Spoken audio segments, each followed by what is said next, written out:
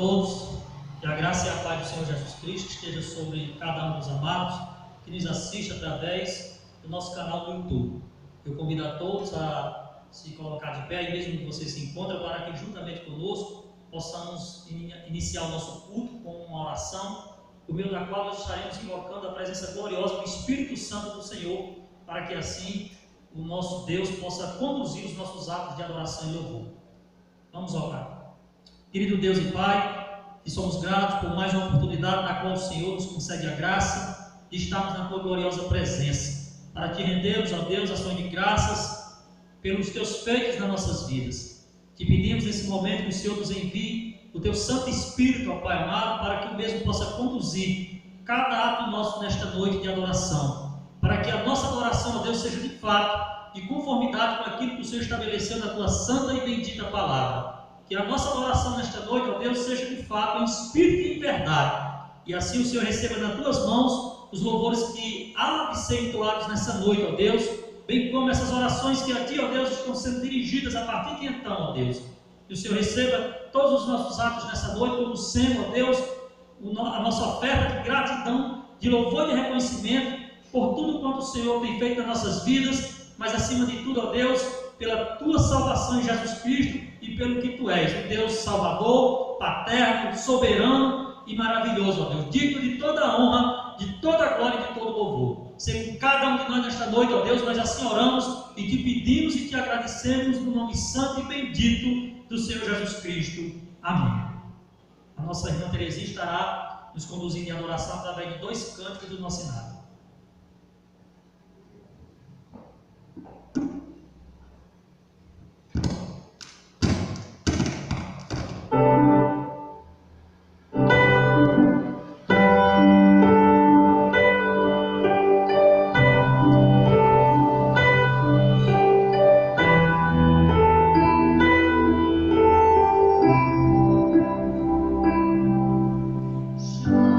Não pode ainda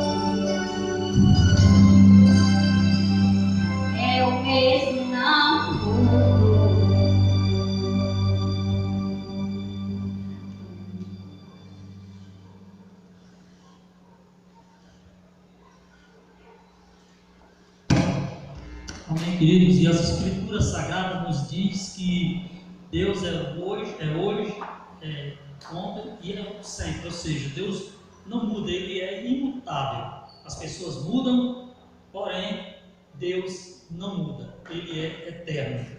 Eu quero convidá-los a abrir as vossas Bíblias no livro de Salmos, de número 62, para fazermos juntos a nossa leitura devocional.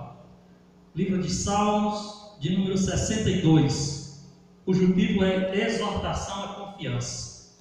A palavra do Senhor nos diz assim: somente em Deus, ó minha alma, espera silenciosa, dele vem a minha salvação.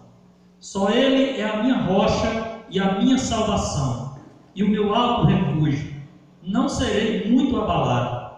Até quando acometerei vós a um homem, todos vós, para o derribares, como se fosse uma parede pendida ou um muro prestes a cair? Só pensam em derribá-lo da sua dignidade. Na mentira se comprazem, de boca bendizem, porém no interior maldizem. Somente em Deus, ó minha alma, espera silenciosa, porque dele vem a minha esperança. Só Ele é a minha rocha e a minha salvação, e o meu alto refúgio. Não serei jamais abalado. De Deus depende a minha salvação e a minha glória. Estão em Deus a minha forte rocha e o meu refúgio. Confiai nele, ó povo, em todo o tempo. Derramai perante ele o vosso coração. Deus é o nosso refúgio. Somente vaidade são os homens plebeus.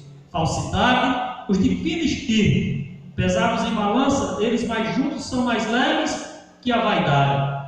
Não confieis naquilo que extorquis, nem vos vanglorieis na rapina. Se as vossas riquezas prosperam, não ponhais nela o coração.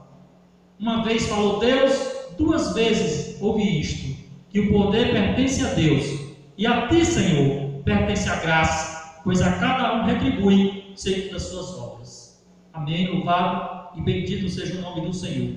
Vamos mais uma vez orarmos ao Senhor nesta feita, em gratidão por mais uma porção da sua palavra que tivemos o privilégio de lermos e conhecê-la nessa noite. Oremos. Soberano Deus e Pai gracioso, te rendemos graças, ó Deus, pelos teus feitos nas nossas vidas, Senhor, pela tua revelação em Jesus Cristo. Te agradecemos, ó Pai amado, porque, ó Deus, mesmo em meio a tantas tribulações, ó Deus, a tantas adversidades, o Senhor nos proporcionou este dia, Senhor, para te adorarmos em espírito e em verdade, oferecendo a ti, Senhor, o melhor que nós temos para te oferecer, que é a nossa adoração, ó Deus, e o nosso louvor de gratidão. Recebe, ó Deus, nas tuas mãos, ó Pai amado, os louvores que aqui foram entoados, ó Deus, bem como outros que hão de ser entoados.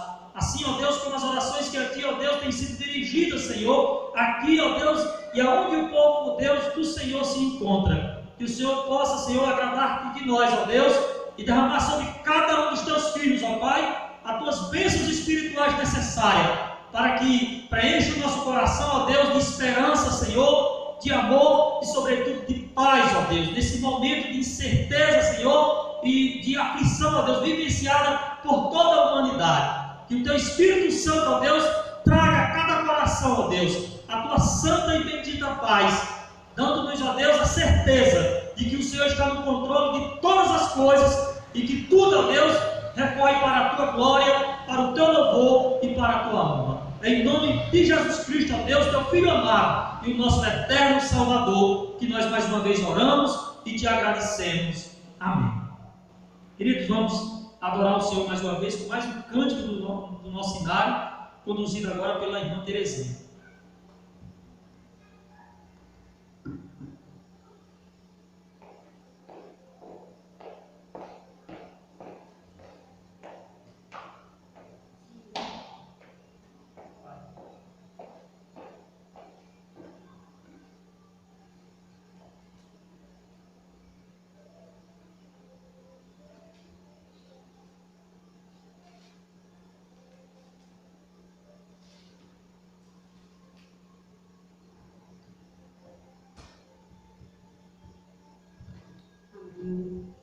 Ao hino 92 da fé contemplada. Deus promete grandes coisas conceder a qualquer que peça crendo que há de obter, esperando sem na fé enfraquecer. O Senhor a fé contemplará.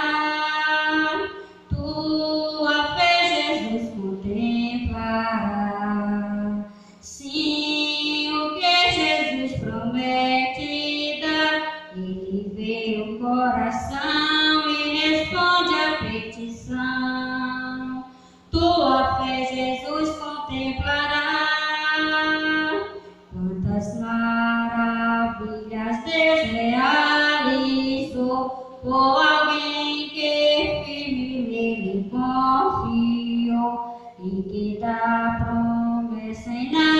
duvido. O Senhor a fé contemplará, tua fé, Jesus, contemplará. Sim, o que Jesus promete dá, Ele vê o coração e responde à petição. Tua fé, Jesus, contemplará. Sim, creamos no que Deus nos prometeu, pois jamais desonrará o nome seu. Ele cumprirá promessas que nos deu. O Senhor a fé contemplará, tua fé, Jesus, contemplará. Sim, o que Jesus promete dá, Ele vê o coração e responde à petição. Tua fé, Jesus, contemplará.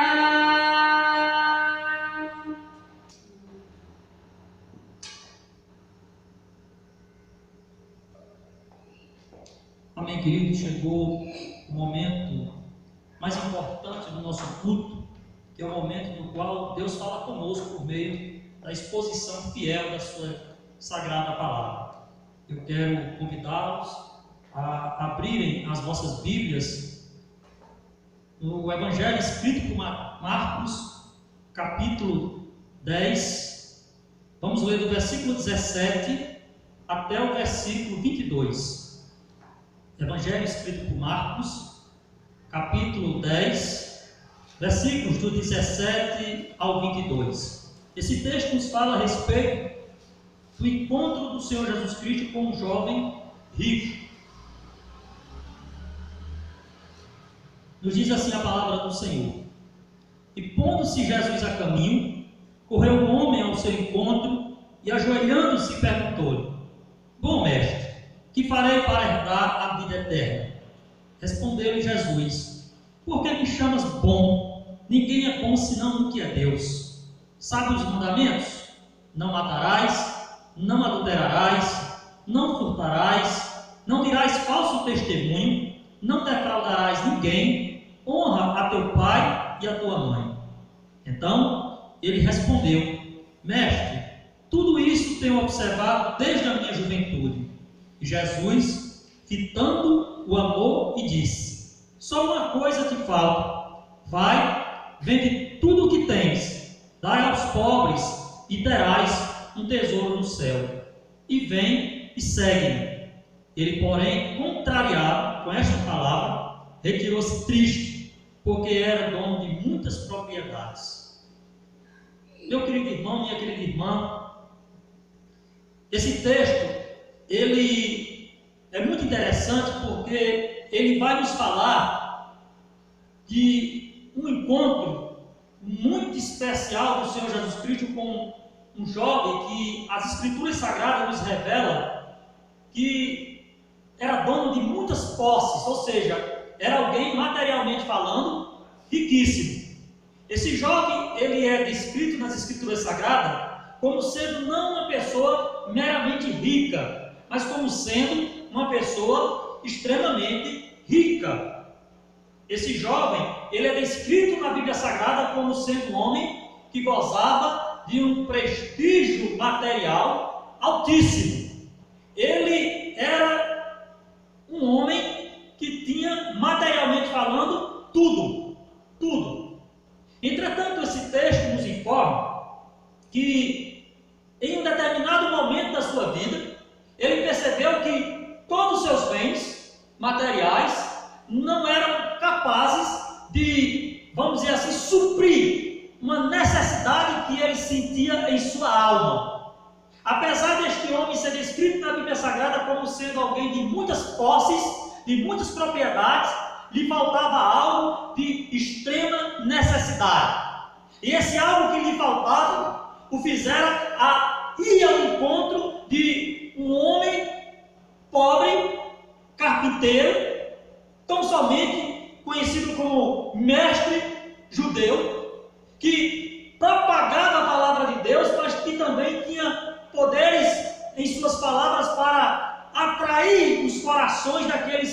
ouvia atentamente. E esse texto, queridos, ele é muito contemporâneo, vamos dizer assim. Ele é muito propício para os nossos dias, muito oportuno. Tendo em vista que ainda hoje nós vamos encontrar inúmeras pessoas que gozam de riquezas, de bens materiais em abundância, mas que ainda assim sentem em seus corações, em suas almas, um vazio existencial, uma necessidade de algo que o dinheiro, que as suas riquezas são incapazes de lhes proporcionar.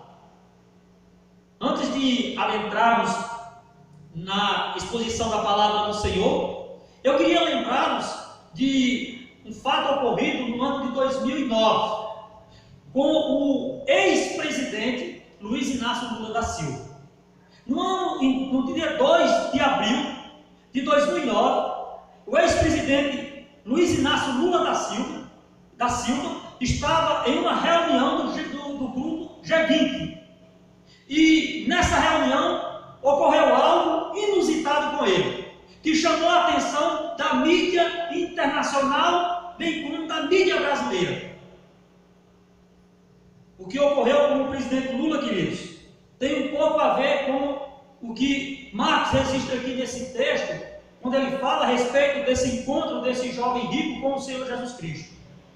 Quando Lula esteve em 2009, em abril de 2009, na reunião do G20, ele recebeu uma palavra bastante forte, bastante, vamos dizer assim, persuasiva, bastante importante aos olhos humanos, do ex-presidente Barack Obama.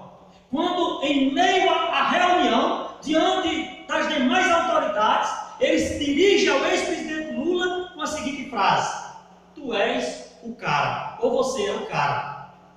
Essas palavras de Barack Obama, dirigidas ao presidente Lula, repercutiu na mídia mundial. Os jornais divulgaram durante semanas e meses essa frase do ex-presidente Barack Obama, dirigida ao ex-presidente Lula.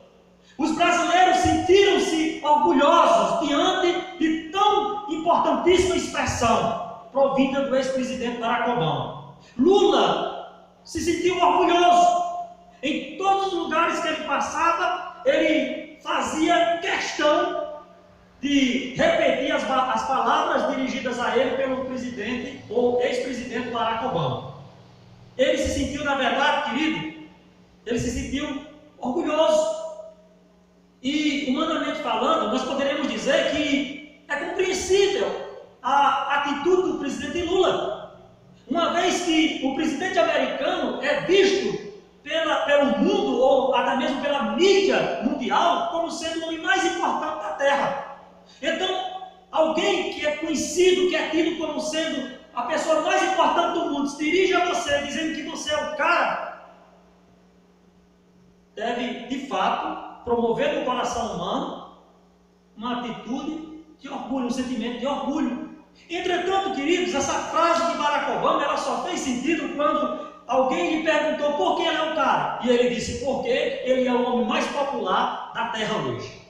Então, Barack Obama, ele diz a Lula que ele é o cara, mas ele só complementa, ou só dá razão para aquela palavra, sentido aquela frase que ele dirige ao presidente Lula, posteriormente, quando um repórter chega para ele e pergunta-lhe, por que o senhor disse que Lula é o cara? Aí ele complementa. Aí ele dá sentido às suas palavras, porque ele é o homem mais conhecido no mundo todo hoje, mais famoso. Entretanto, queridos, se Barack Obama não tivesse dado sentido às suas palavras, dizendo àquele repórter por que ele considerava Lula o cara, as palavras ou a frase simplesmente você é o cara não faria sentido algum, porque ela poderia ser entendida até do ponto de vista pejorativo. Porque dizer simplesmente você é o cara não é motivo para ninguém se orgulhar. Alguém pode dizer você é um cara de pau, você é um cara bebarrão, você é um cara louco, ou qualquer outro adjetivo pejorativo para complementar essa frase. Mas Lula foi feliz porque Barack Obama, ele complementa, ele dá sentido à sua expressão dirigida a ele, dizendo que ele via Lula como sendo um cara, porque ele era o homem mais popular da terra naqueles dias. Bem, queridos, com Cristo é diferente. A palavra de Deus aqui nos mostra que com Jesus a coisa é diferente. Diferentemente de nós seres humanos, Jesus, ele não recebe, ele não recepciona determinadas palavras dirigidas a ele sempre com bons olhos. Bons olhos. Esse texto sagrado que nós lemos aqui, ele descreve um momento no qual o Senhor Jesus Cristo dialoga com um jovem rico, com um homem importante da sociedade, que dirige-se a ele o chamando de bom. Entretanto, a reação de Jesus aqui é totalmente contrária à reação do ex-presidente Lula e de toda a sociedade brasileira, diante da frase de Barack Obama, que chamou Lula de um cara. A reação de Jesus aqui para com esse jovem que dirige-se a ele, o chamando de bom, é totalmente oposta. Diferentemente do que muitas pessoas esperariam de Jesus, ele surpreende aquele jovem quase que como o repreendendo.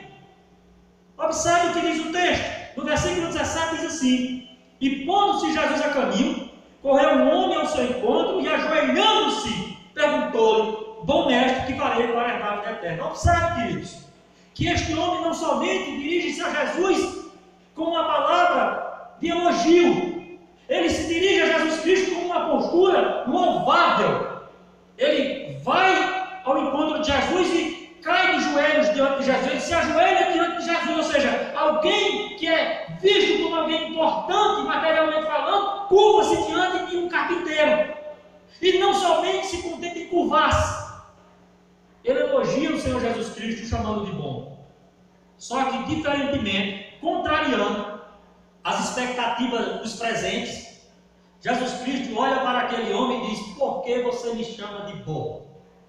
Bom só existe um, que é Deus. Com isso, Jesus Cristo nos dá aqui uma lição preciosa. Ele nos mostra que Deus não olha e não julga os nossos atos como nós os julgamos.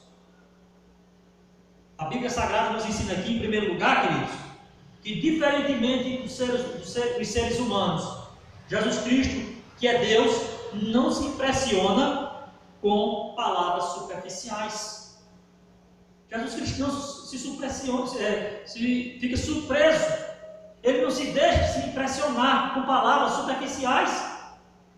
Enquanto que Lula ficou impressionado a ponto de divulgar por onde quer que ele passava, enquanto a mídia mundial ficou impressionada com as palavras de Barack Obama, divulgando a frase "tu é o cara" em todos os jornais, Jesus Cristo não se impressiona com palavras vazias. Isso mostra que Deus não vê as coisas, nem tampouco reage às palavras, a atitudes humanas como o homem reage. A atitude de Deus é totalmente contrária, surpreendentemente contrária. Enquanto que muitos talvez se elogiassem aquele jovem pela sua postura de se ajoelhar, pela sua frase ao chamar Jesus de bom, Jesus surpreende todos os presentes, como que repreendendo aquele jovem, dizendo: por que você me chama de bom? Por isso Jesus Cristo está nos mostrando, em primeiro lugar, que ele não se impressiona com palavras superficiais. Que lição nós poderemos extrair, meus irmãos?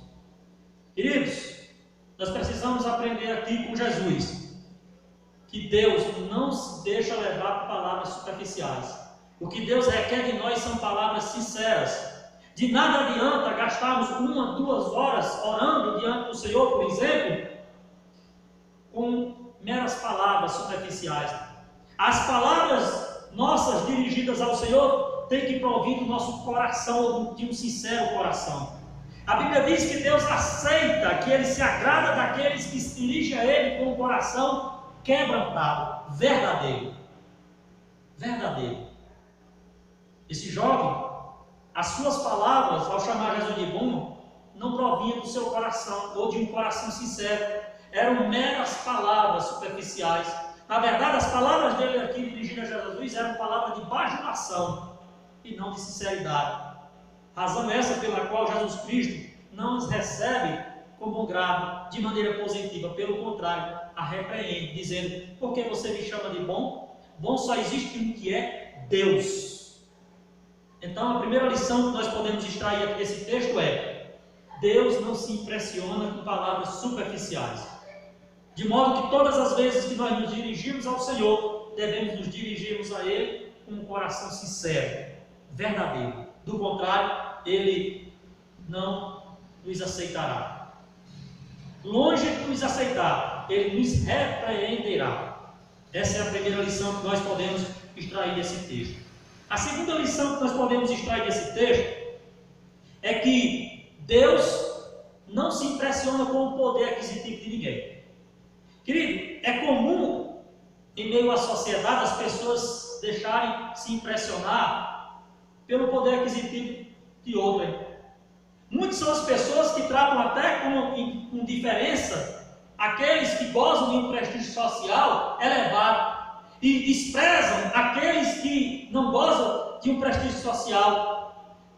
Muitos têm repudiado e até ignorado a presença ou as palavras daqueles que não desfrutam de um alto poder aquisitivo.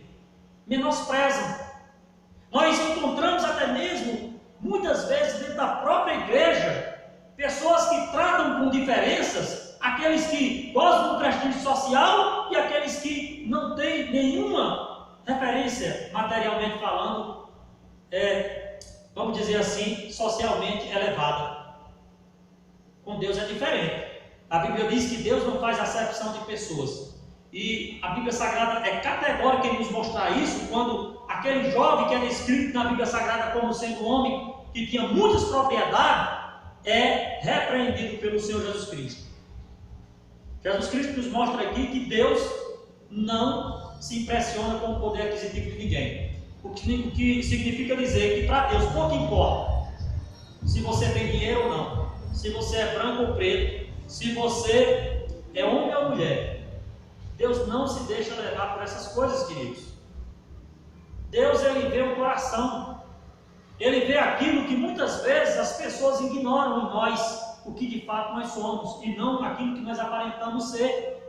Esse jovem aparentava ser alguém simples, humilde, mas as suas palavras de bajulação demonstravam que ele não era tão sincero quanto parecia. O seu alto poder aquisitivo não foi capaz de impressionar o Senhor Jesus Cristo a ponto dele se deixar levar pelo seu dinheiro, pelas suas riquezas, pelas suas propriedades. A Bíblia Sagrada diz que Jesus Cristo faz como que vistas grossas para essas coisas. Sabe por quê? Porque, repito, Deus não faz acepção de pessoas. Não importa para Deus se você tem ou não tem dinheiro. Ele não ama você pelo que você tem, mas apesar do que você não tem. Deus não faz acepção de pessoas. Primeira lição: Jesus não se deixa impressionar por palavras superficiais. Segunda lição: Ele não se deixa impressionar pelo poder aquisitivo de ninguém. A terceira lição que esse texto nos traz, queridos, se encontra agora nos versículos 19 e 20, quando diz assim: sabes os mandamentos? Não matarás, não adulterarás, não furtarás, não dirás falso testemunho, não defraudarás ninguém, honra a teu pai e a tua mãe. Então ele respondeu: mestre, tudo isso tenho observado desde a minha juventude. Qual é a terceira lição que esse texto nos traz? A terceira lição que esse texto nos traz, meus amados, é que ninguém se salvará pelos seus próprios atos de justiça. Esse texto ele mostra claramente que a salvação, longe de ser pelos méritos humanos, é pela graça de Deus. Jesus Cristo mostra-nos isso quando ele põe esse jovem à prova. Observe que esse jovem, ao se dirigir a Jesus Cristo, ele procura a salvação, ele procura adquirir a sua salvação através de méritos próprios, através das suas obras. Quando ele diz assim: pô, mestre, que eu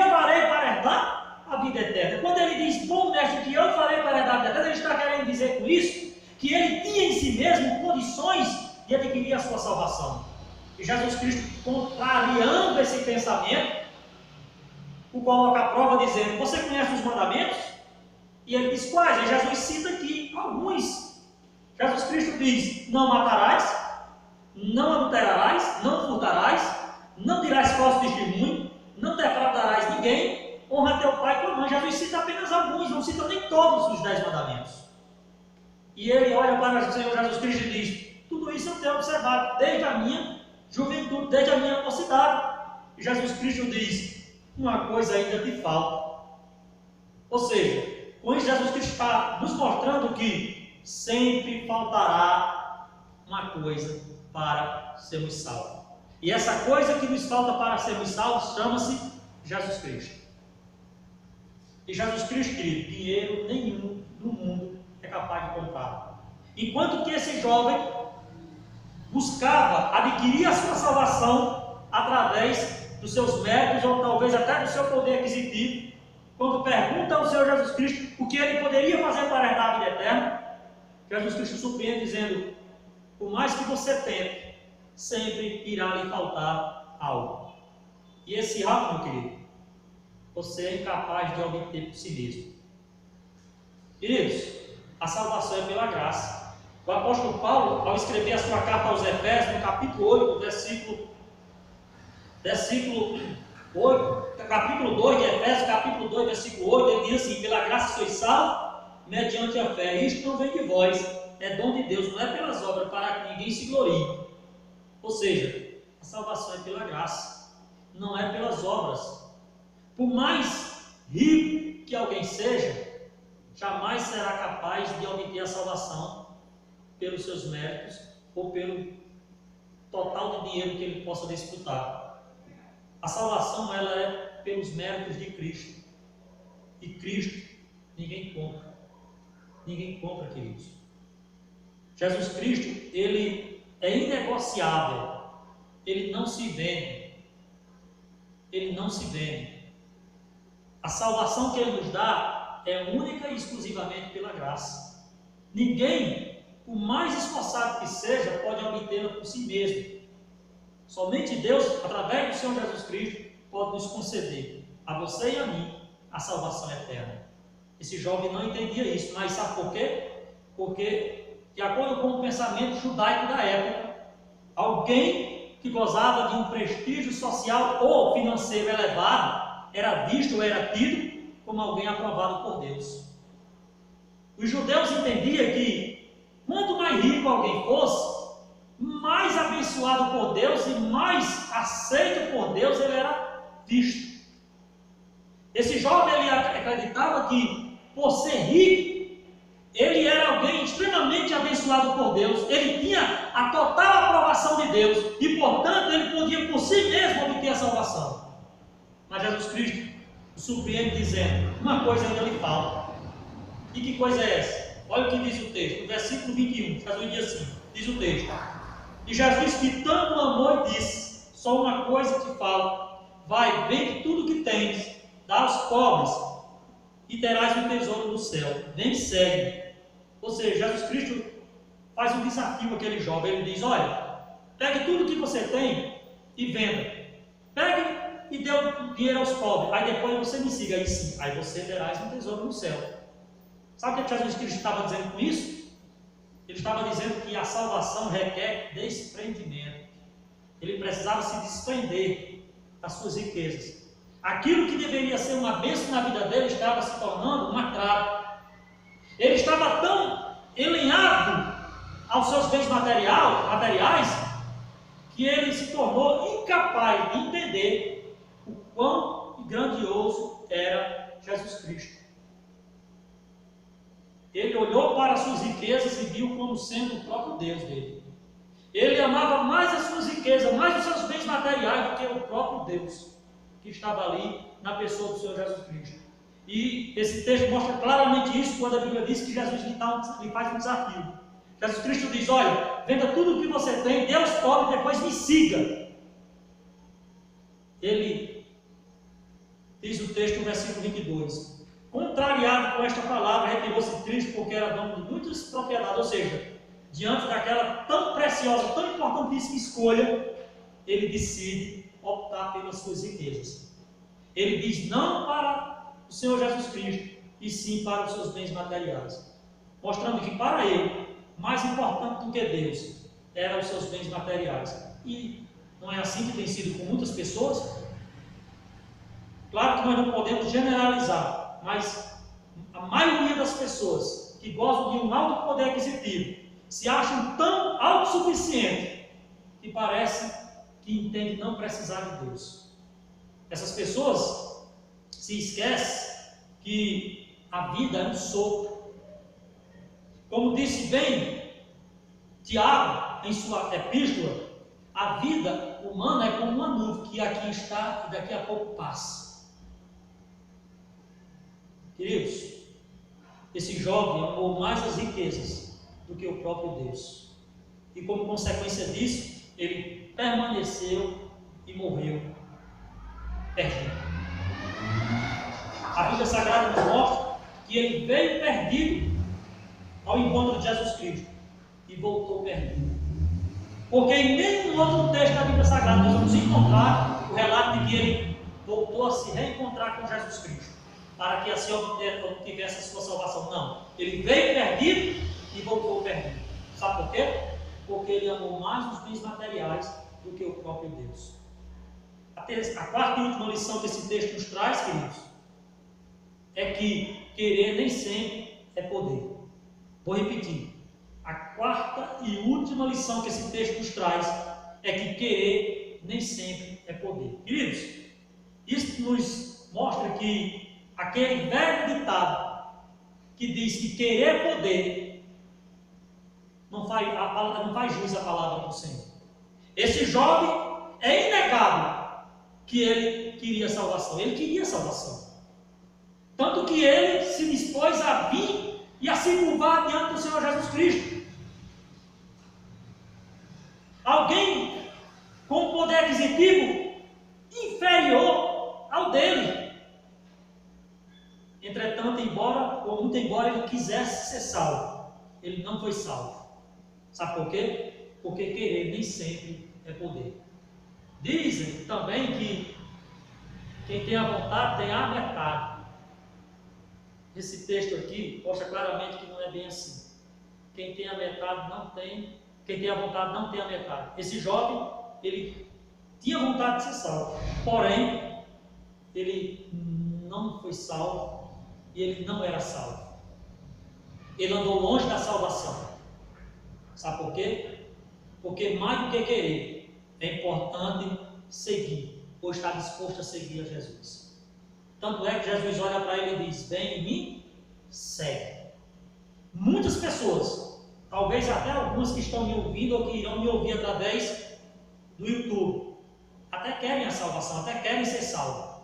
Se nós fizéssemos uma pesquisa no Brasil como um todo, perguntando para as pessoas se elas querem ser salvas, é óbvio que a maioria irão dizer que querem sim ser salvas. Ninguém quer se perder, ninguém quer ir para o inferno. A questão é, não basta querer, é necessário seguir a Jesus Cristo. Muitos querem o Jesus Salvador, mas estão rejeitando o Jesus Senhor. E uma coisa não pode estar desligada da outra. Jesus Cristo nos diz no capítulo 6 do Evangelho escrito por São Mateus: do que me adianta me chamar de Senhor, Senhor, e não fazer o que eu mando. Querido, você que quer ser salvo, também precisa entender que além de querer, você precisa estar disposto a largar tudo por Jesus. O discipulado é um desafio. Nem todos estão preparados para tornar-se um seguidor de Jesus Cristo. Sabe por quê? Porque ser um seguidor de Jesus Cristo requer desprendimento. Nós precisamos nos desprender de algumas coisas que nos impedem de vir a Jesus Cristo. O que é que impedia esse jovem de ir a Jesus? Os seus bens materiais. A pergunta que eu faço a você que estará me ouvindo através deste veículo de comunicação, o YouTube, é: o que tem lhe impedido de tomar a decisão de seguir a Jesus Cristo, ou de se tornar um seguidor de Jesus Cristo? É o seu dinheiro? É a sua família? É o seu cônjuge? É o seu emprego? É o seu prestígio social? Lembre-se, para ser salvo é necessário tornar-se um seguidor de Jesus Cristo. Não basta apenas querer ser salvo, é necessário tornar-se um seguidor de Jesus Cristo. Tornar-se um seguidor de Jesus Cristo aqui eu quero deixar bem claro. Não é simplesmente tornar-se um membro de uma igreja, ter o seu nome arrolando no livro de atos de uma determinada denominação. Não. É seguir a Jesus, é ser discípulo de Jesus Cristo. Não é ser discípulo de pastor ou de igreja. É ser discípulo de Jesus Cristo. A pergunta é: você está disposto a se desprender daquilo que lhe impede de ser um seguidor de Jesus Cristo? Saiba que o discipulado tem um preço: o desprendimento. Muitas pessoas querem ser salvas e sabem que precisam seguir a Jesus Cristo.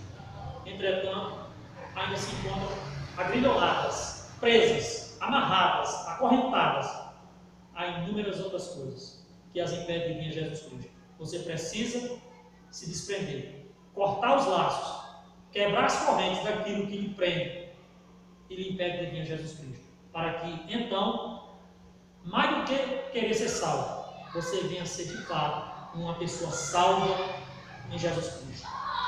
A minha oração é para que você seja abençoado por Deus, para que essa palavra vá de encontro ao seu coração e que você reflita sobre toda a sua existência até então e que você aprenda que diante de Deus não importa o quão rico alguém seja, diante de Deus não importa, querido, o quão você goza de prestígio social, que você compreenda à luz desse texto que Jesus não se impressiona com palavras superficiais, Jesus não se impressiona com poder aquisitivo, que você aprenda nesse texto que você precisa tornar-se um discípulo de Jesus Cristo para que assim você seja salvo, e que o Espírito Santo de Deus lhe fortaleça, mais do que lhe convencer, lhe fortaleça, lhe capacite a se desprender de tudo aquilo que lhe impede de vir a Jesus Cristo, e assim você venha a Jesus Cristo e seja alcançado pela salvação eterna que foi conquistada por Ele através do seu sacrifício